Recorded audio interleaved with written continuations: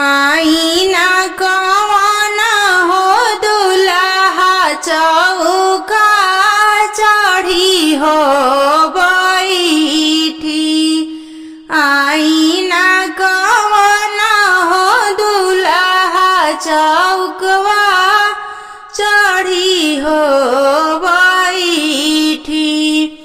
कैसे में आइए सरऊ चौकवा चढ़ी हो बैठी।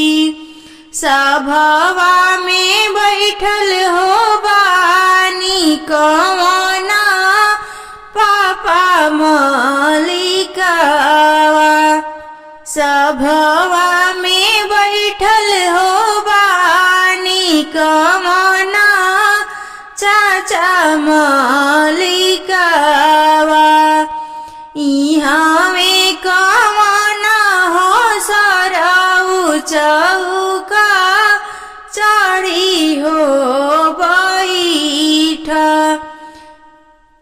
निकाल ना कवन हो दुल्हा अपना हो जुरिया। काढ़ ना कवन हो दुल्हा अपना हो जुरिया।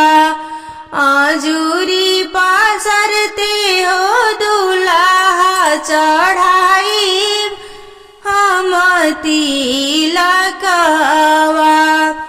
अजूरी पसरते हो दुल्हा चढ़ाई हम तिलकवा।